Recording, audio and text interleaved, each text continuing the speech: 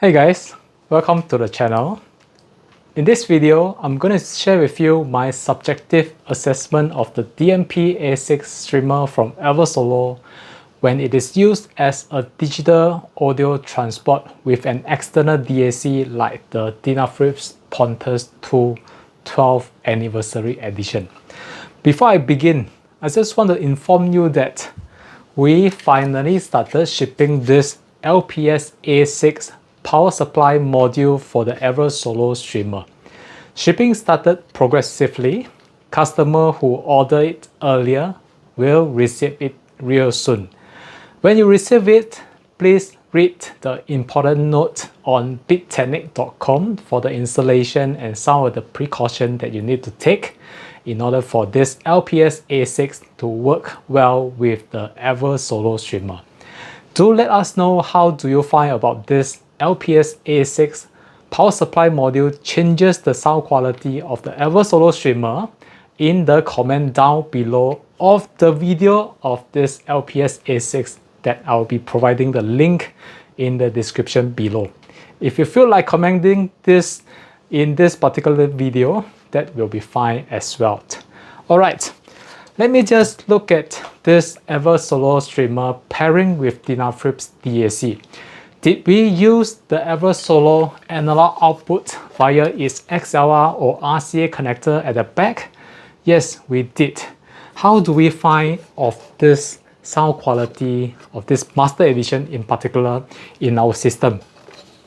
We did have a few listening tests, and let's be honest here, our comment may be a little bit biased towards product that we carry, the Dynaphilips DAC obviously, but a few listening tests with myself, my colleague, and some of the customers who walk in here in this little showroom finds that the treble energy of the digital harness of the eversolo streamer when it is used with its own DAC is a little bit more prominent, a little bit more pronounced in the treble region.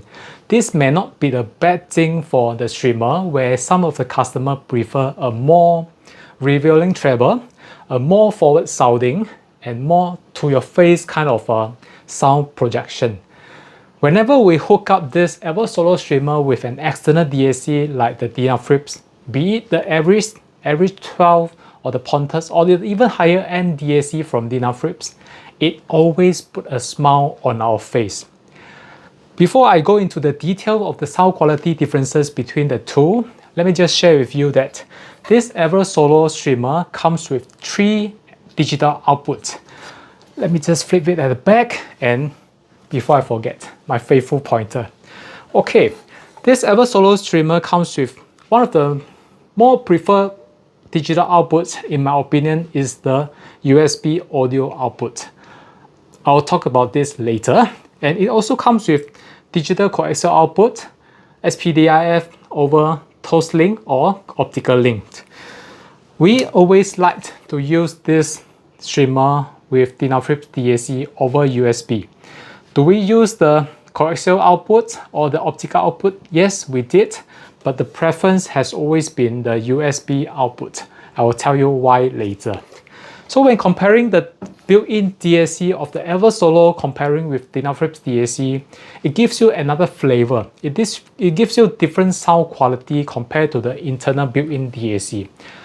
Whenever we put in a Dynaphilips R2R DAC in the system, it sounds a little bit more mellower, a little bit more warm, and to some extent, we think that is what we call analog-like or musicality. And the details is well retained in the higher end DAC like the Pontus 2.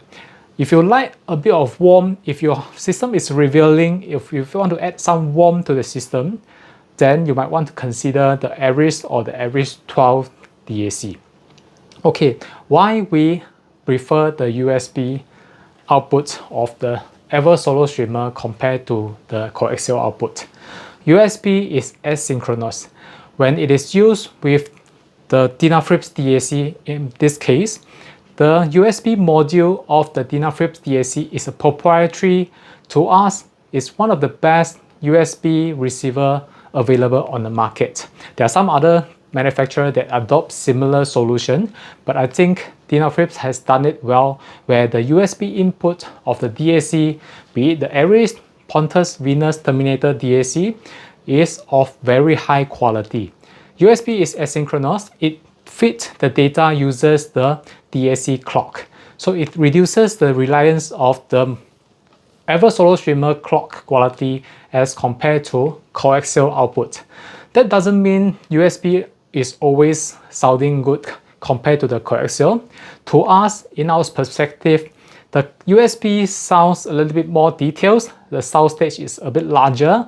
The placement of the instrument is more precise. But for coaxial, it is more focused. It has a little bit more bodied. It is a little bit more organic. And some customers may actually prefer the coaxial sound quality when pairing the eversolo with an external DAC like the Dynaphrips Pontus 212 Anniversary Edition. So there's no right or wrong here, it's all preferences. Or I should put it this way, you may prefer the eversolo built-in DAC instead of having an additional external DAC like most of the case we will be using in our system. So like I mentioned just now, the subjective assessment of this eversolo pairing with Dynaphrips DAC can be a little bit biased because we sell Dynaphrips DAC. But the listening test of us, my colleague, as well as the customer, always quite consistent in the sense that whenever we put in a Dynaphrips DAC, it changes the sound quality to be a bit more relaxing and more warm and more musical in the sense. Alright, so would you like me to recommend you which Dynaphrips DAC that you should go for with the eversolo DMP-A6? I think is more of a general recommendation. If your system is priced around US dollars, maybe $2,000 to $3,000, I would recommend the Aries 12-1 or the Pontus DAC. It depends very much on your budget. Or the Dynaphrips DAC works well with eversolo streamer over USB, coaxial, or optical. So these are the three connections that you can use it with the Dynaphrips DAC. But if you have a higher end system, naturally you will want to go for a higher end DAC so that your system can fully benefit from the potential of your loudspeaker, your amplifier, your room, and stuff like that. Then I will naturally recommend you with the Venus DAC or the Terminator DAC. Several customers feedback to us that they have been using eversolo streamer with Dynaphrips DAC with great sound quality improvement. That doesn't come from me, it comes from the customer themselves.